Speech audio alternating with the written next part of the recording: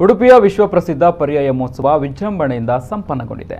ಉಡುಪಿಯ ಲಕ್ಷಾಂತರ ಭಕ್ತ ಸಮೂಹ ಈ ಅಪೂರ್ವ ಗಳಿಗೆಯನ್ನು ಕಣ್ತುಂಬಿಕೊಂಡಿದೆ. ವೈಭವದ ಮೆರವಣಿಗೆ, ಅಧಿಕಾರ ಹಸ್ತಾಂತರ, ದರ್ಬಾರ್ ಸಭೆ ಇವು ಪರ್ಯಾಯೋತ್ಸವದ ಸಂದರ್ಭದಲ್ಲಿ ನಡೆದಿರುವಂತಹ ಪ್ರಮುಖ ಧಾರ್ಮಿಕ ವಿಧಾನವಾಗಿದೆ. 2 ವರ್ಷಗಳಿಗೊಮ್ಮೆ ಉಡುಪಿಯ ಕೃಷ್ಣನ ನಗರಿಯಲ್ಲಿ ನಡೆಯುವಂಥ ಉಡುಪಿಯ ಪರ್ಯಾಯ ಮಹೋತ್ಸವ ಸಂಭ್ರಮದಲ್ಲಿ ಸಂಪನ್ನಗೊಂಡಿದೆ. ಪಲಿಮಾರು ವಿದ್ಯಾಧೀಶ ತೀರ್ಥ ಶ್ರೀಪಾದರ ಪರ್ಯಾಯ ಮಹೋತ್ಸವದ ಮೆರವಣಿಗೆ ಇಂದು 3:30 ಮುಂಜಾನೆ ಜೋಡುಕಟ್ಟೆಯಿಂದ ಆರಂಭವಾಯಿತು. ಬಳಿಕ ಪರ್ಯಾಯ ಮಹೋತ್ಸವದ ವೈಭವಯುತ ಮೆರವಣಿಗೆ ನಡೆಯಿತು. ಕೀಲುಕುದುರೆ, ಕೊಂಬು ಕಹಳೆ, ನಾಸಿಕ್ ಬ್ಯಾಂಡ್, ಬೆಂಕಿಯ ಚೆಂಡು, ಕವಾಯತು, ವೀರಗಾಸೆ, ಕುಡುಬಿ ನೃತ್ಯ, ಪಟ್ಟಣ ಕುಣಿತ ಸಹಿತ 10 ಭಜನಾ ತಂಡಗಳು, ಹುಲಿವೇಷ, ಮಧ್ವಾಚಾರ್ಯ, ವಾದಿರಾಜರ ಟ್ಯಾಬ್ಲೋಗಳು ಸೇರಿದಂತೆ 73 ಬಗೆಯ ವಿವಿಧ ಕಲಾ ಪ್ರಕಾರಗಳು ಮೆರವಣಿಗೆಗೆ ಮೆರುಗು ತಂದವು. ಸಾವಿರಾರು ಸಂಖ್ಯೆಯಲ್ಲಿ ಭಕ್ತರು ಈ ಮೆರವಣಿಗೆಯನ್ನ ಕಣ್ತುಂಬಿಕೊಂಡ್ರು. ಪಲಿಮಾರು ಶ್ರೀಗಳು ವಾಹನ ಪಲ್ಲಕ್ಕಿಯಲ್ಲಿ ಸಾಗಿ ಬಂದರು. ಇವರಿಗೆ ಶಿರೂರು ಶ್ರೀ ಕೃಷ್ಣಪುರ ಕಾಣಿಯೂರು ಶ್ರೀಗಳು ಸಾಥ್ ನೀಡಿದ್ದಾರೆ. ಸೋದೆಶ್ರೀ ಮತ್ತು ಅಧಮಾರು ಶ್ರೀಗಳು ಮಾನವ ಹೊರುವಂತ ಪಲ್ಲಕ್ಕಿಯಲ್ಲಿ ಸಾಗಿ ಬಂದರು. ಸಚಿವ ಪ್ರಮೋದ್ ಮಧ್ವರಾಜ್, ಸಂಸದೆ ಶೋಭಾ ಕರಂದ್ಲಾಜೆ, ಶಾಸಕ ವಿನಯ್ ಕುಮಾರ್ ಸೊರಕೆ ಉಪಸ್ಥಿತರಿದ್ದರು.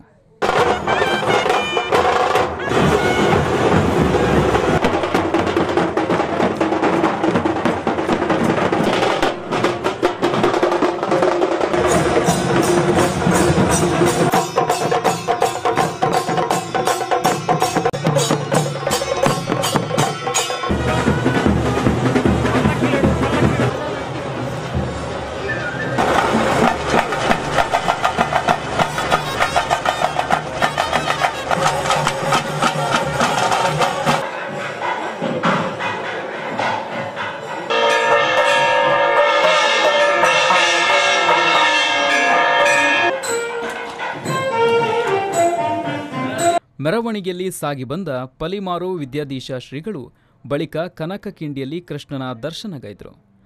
ಅನಂತೇಶ್ವರ ಹಾಗೂ ಚಂದ್ರಮೌಳೇಶ್ವರ ದೇವಸ್ಥಾನಕ್ಕೆ ತೆರಳಿ ದೇವರ ದರ್ಶನ ಮಾಡಿದರು. 2 ವರ್ಷದ ಪರ್ಯಾಯ ಮುಗಿಸಿದ ಪೇಜಾವರ ವಿಶ್ವೇಶತೀರ್ಥ ಶ್ರೀಗಳು ಪಲಿಮಾರು ಶ್ರೀಗಳಿಗೆ ಅನ್ನದ ಸಟ್ಟುಗ ಹಾಗೂ ಮಠದ ಕೀಲಿಕೈ ಹಸ್ತಾಂತರಿಸಿದರು.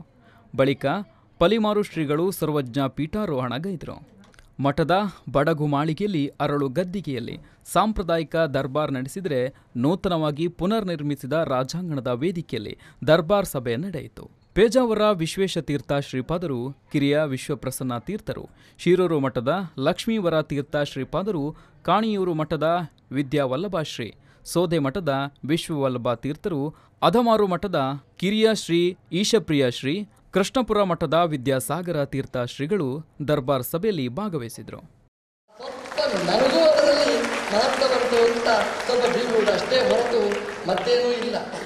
ಎಲ್ಲದರಲ್ಲಿಯೂ ಪ್ರವೇಶವನ್ನು ಪಡೆದ ಶ್ರೀಪಾದರು ಇವತ್ತು 5 ಪರ್ಯಾಯಗಳನ್ನು ಮಾಡಿದ್ದಾರೆ. ಪರ್ಯಾಯ ಅಂತಂದರೆ ದಾಖಲೆಯ ಪರ್ಯಾಯಗಳನ್ನು ಮಾಡಿದ್ದಾರೆ. ಪರ್ಯಾಯ ಹೇಗೆ ಮಾಡಬೇಕು ಅನ್ನೋದನ್ನು ತೋರಿಸಿಕೊಟ್ಟವರು ಪರಮ ಪೂಜ್ಯರು.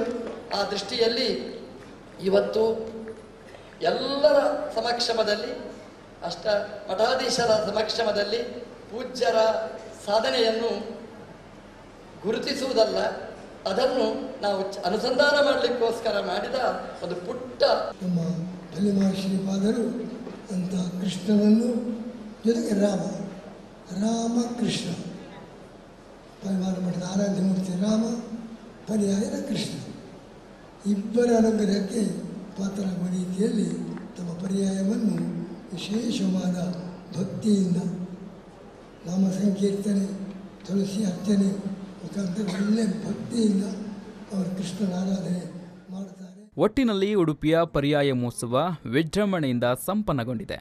ಮುಂದಿನ 2 ವರ್ಷಗಳ ಅವಧಿಯಲ್ಲಿ ಅಧಿಕಾರ ವಹಿಸಿಕೊಂಡಿರುವಂಥ ಪಲಿಮಾರು ಶ್ರೀಗಳು ಕೃಷ್ಣನ ಪೂಜಾ ಕೈಂಕಾರ್ಯದ ಜೊತೆಗೆ ತಾನು ಸಂಕಲ್ಪಿಸಿರುವಂಥ ಯೋಜನೆಯನ್ನ ಕಾರ್ಯಗತಗೊಳಿಸಲಿದ್ದಾರೆ. ಪಲ್ಲವಿ ಸಂತೋಷ್, ವಿ4 ನ್ಯೂಸ್, ಮಂಗಳೂರು.